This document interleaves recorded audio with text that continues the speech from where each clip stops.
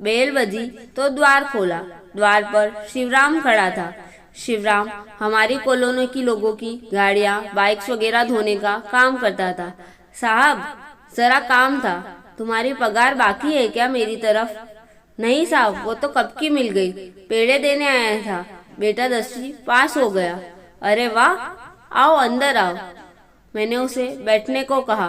उसने मना किया, लेकिन फिर मैंने आग्रह पर बैठा।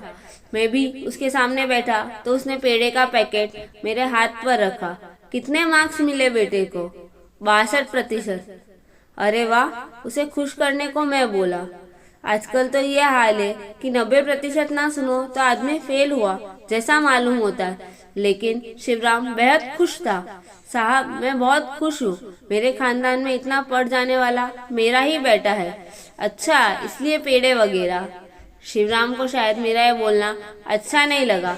वो हल्के से हंसा और बोला, साहब, अगर मेरी सामर्थ्य होती तो हर साल पेड़े बांटता।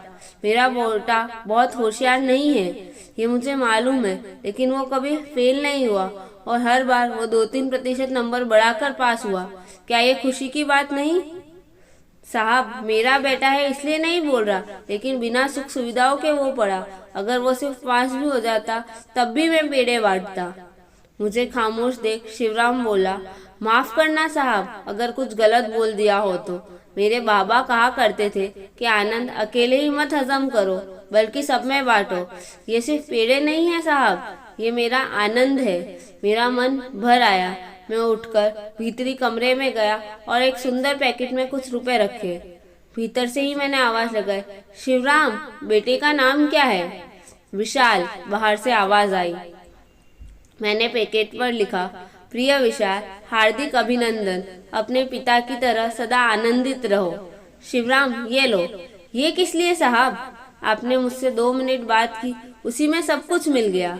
ये विशाल के लिए है। इससे उसे उसकी पसंद की पुस्तक लेकर देना। शिवराम बिना कुछ बोले पैकेट को देखता रहा। चाय वगैरह कुछ लोगे? नहीं साहब, और शर्मिंदा मत कीजिए। सिर्फ इस पैकेट पर क्या लिखा है वो बता दीजिए, क्योंकि मुझे पढ़ना नहीं आता। घर जाओ और पैकेट विशाल को दो, वो पढ़कर बताएगा तुम्हें, मैंने हंसते हुए कहा। मेरा आभार मानता शिवराम चला गया, लेकिन उसका आनंदित चेहरा मेरी नजरों के सामने से हटता नहीं था। आज बहुत दिनों बाद एक आनंदित और संतुष्ट व्यक्ति से मिला था। आजकल ऐसे लोग मिलते कहाँ हैं? किसी से जरा बोलने की कोशिश करो और विवाद शुरू। मुझे उन माता पिताओं के लटके हुए चेहरे याद आए जिनके बच्चों को 90-95% अंक मिले थे। अपने बेटा बेटी को कॉलेज में एडमिशन मिलने तक उनका आनंद गायब ही रहता था। मोगरे के फूल की खुशबू सूंघने में कितना समय लगता है? सूर्योदय सूर्यास्त देखने के कितने पैसे लगते हैं? स्नान करते हुए अगर आपने गीत गाया, गुनगुनाया, तो कौन आपसे कंपटीशन करने आने वाला है? बारिश हो रही है, बढ़िया है, जाओ भीगो उस बारिश में। कुछ भी करने के लिए आपको मूड लगता है क्या? इंसान के जन्म के समय उसकी मुट्ठियां बंद होती है।